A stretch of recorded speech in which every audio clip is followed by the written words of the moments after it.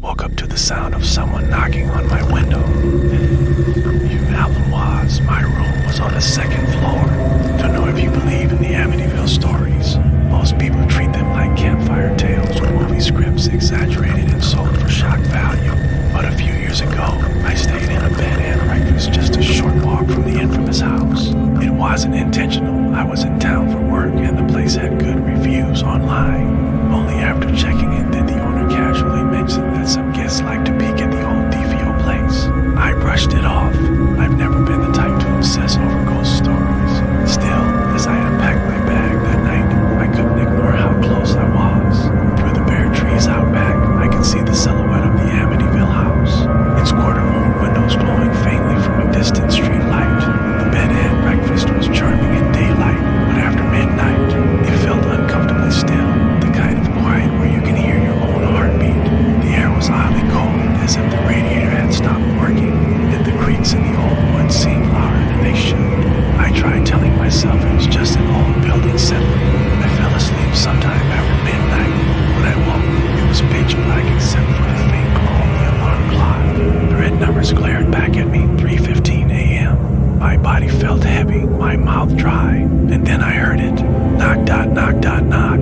Slow, deliberate, not like the quick tap of a branch or a stray animal. This was measured, dot human, and it came from my window. I froze. My room was on the second floor, nothing but empty air in the dark yard below. My first thought was that I was dreaming, caught in sleep paralysis, but my fingers dug into the blanket. I was awake. The knocks came again, louder this time. The sound carried through the glass, sharp enough to vibrate in my chest. I didn't want to look, but some morbid instinct forced me to turn my head toward the window. At first, I didn't see anything, just a faint reflection of the room, the curtain trembling slightly as if touched by a draft. But then I noticed something wrong, a smudge on the glass. Not outside, inside. 3 long streaks, each one dragging downward, like the marks of wet fingers sliding across the pane. My stomach dropped. I hadn't touched that window. I wanted to scream for the owner. My throat locked up. The house was silent, as though it too was listening. I pulled the blanket over me like a child, heart hammering so hard it hurt. For a few seconds, the knock stopped, and I almost convinced myself it was a trick of my mind. Then, from right above me, came the sound of footsteps, slow, deliberate steps pacing the ceiling. My room was the top floor. There was no attic. I don't know how long I lay there. Paralyzed, the footsteps stopped. The knocks didn't come back. Eventually, exhaustion pulled me under, though my sleep was shallow and restless. When daylight broke, I told myself it had been a nightmare. Sleep deprivation, the power of suggestion from knowing too much about where I was. That was all. But as I got ready to check out, I couldn't resist one last glance at the window. The glass was spotless. No smudges, no streaks, as if someone had carefully wiped them away. I forced myself to laugh it off and carried my bag downstairs. The owner was at the counter, cheerful as ever. I didn't mention what I'd heard, but as I handed back the key, she said something that made my blood run cold. "You got the upstairs room. You know, every once in a while, a guest will mention strange things at 3:15 in the morning, usually knocking. I keep telling people it's just the pipes." She smiled like it was nothing, but the funny part is, the room doesn't even have pipes running behind the walls. I didn't respond. I just left, gripping my bag so tightly my hand ached. Night after driving home, I laid awake long past midnight, staring at my own ceiling, listening for sounds that weren't there. At 3:15 on the dot, I sat up in bed, every muscle tense, ears straining. Nothing happened. But the next morning, when I checked my phone, there was a new voice memo I don't remember recording. A 2-second clip, nothing but silence followed by 3 slow knocks. I deleted it instantly. But it didn't matter. I can still hear them. And sometimes when I wake in the middle of the night, I don't dare look at the clock, because I already know what time it will be, 3:15.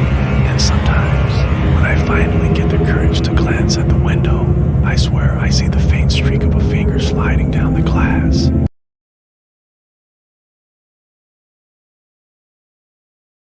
I heard a child's whisper in the dark, warning me not to let him see me.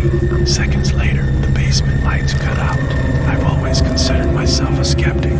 Haunted houses, ghost tours, urban legends, they never rattled me much. But a few years ago, I had the chance to visit a private tour of the chasing ghosts. Went because I was curious and, if I'm being honest, wanted to prove to myself that fear of that house was nothing but hype. The place didn't look especially terrifying from the outside. A large Dutch colonial home, worn but well kept. The new owners had moved out, but they still occasionally opened it up to researchers and groups who wanted a closer look at its history.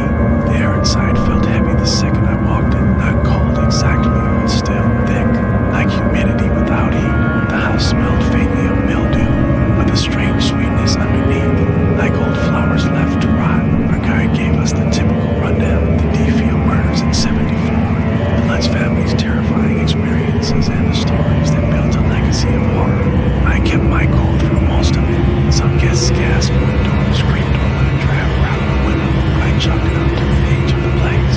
By the time the tour reached the basement, half the group looked uneasy. I told myself I wasn't one of them. The basement was low-ceilinged, concrete walls stained with age, a faint buzzing from a light bulb overhead. The guide pointed out the infamous Red Room, that cramped space that had been sealed behind a wall until discovered years later. Just a crawl space, really, but the legends around it painted it as something much worse. As the others lingered near the stairs, I stepped further in, curious. That's when I heard it, a whisper, right at my ear. Don't let him see you. I froze, my skin prickled, every hair on my arm standing straight. The voice had been high-pitched, small, a child's voice, but there were no children in the group. Everyone else was behind me, their muffled footsteps and nervous chatter too far away for me to mistake them for what I just heard. Before I could even turn around, the buzzing light overhead flickered once, then snapped off completely. Pitch black. The basement swallowed me in an instant. I couldn't see my hand in front of my face. My heart was pounding, thundering in my ears so loud it nearly drowned out the silence. Nearly, because under that silence I heard breathing. Slow, heavy, not mine. Not anyone from the tour. It was coming from the back corner of the basement, impossibly deep, wet, like someone struggling to inhale through waterlogged lungs. I told myself to move, to head for the stairs, but my legs locked in place. I remembered the whisper, don't let him see you. Who was he? Breathing grew louder, closer. I dared not speak, but my body betrayed me. My foot scraped against the concrete floor with the faintest squeak of rubber sole. Breathing stopped, silence, then from the darkness ahead of me, something shifted, a shuffle.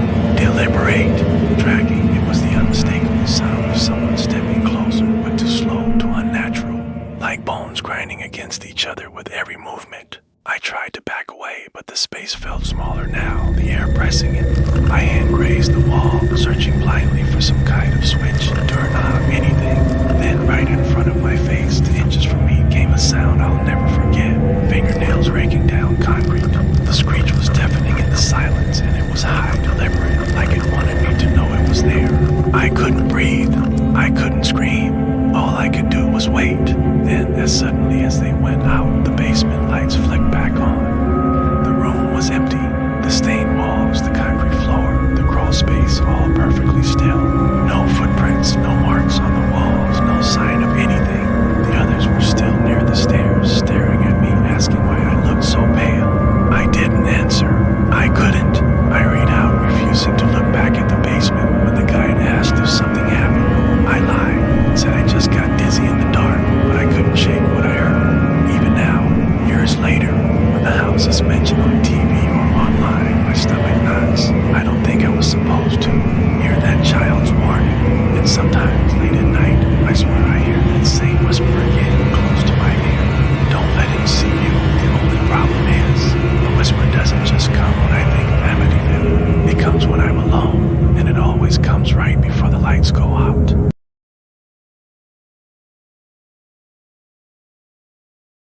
I saw someone walking back and forth in the upstairs window of the Amityville House. Problem was, the place had been boarded up for months. I've lived in Amityville most of my life. The infamous house with the quarter moon windows has always been a neighborhood landmark, though not in a good way. People slow their cars to gawk. Tourists linger on the sidewalk for photos, and most of us who live nearby avoid talking about it altogether. A few years ago, the house sat empty again. The owners had moved out, and the windows were covered with boards to keep trespassers away. It was just another quiet night when I noticed something that still makes my stomach turn. It was was late, around midnight. I was standing at my kitchen sink with the lights off, sipping a glass of water before bed. From that angle, I had a clear line of sight to the Amityville House across the street. Normally, it looked lifeless, the moonlight barely cutting across its sloping roof. But that night, one of the boarded quarter-moon windows upstairs seemed different. At first, I thought it was just shadows, but then I saw it, a figure pacing behind the window. It moved back and forth, slow and steady, as if walking from one side of the room to the other. Boards over the glass should have blocked any view, but somehow I could see it, tall, dark, with a distinct human shape. Each time it turned, it paused, like it was staring out directly at me. I blinked hard, rubbed my eyes, even stepped back from the sink.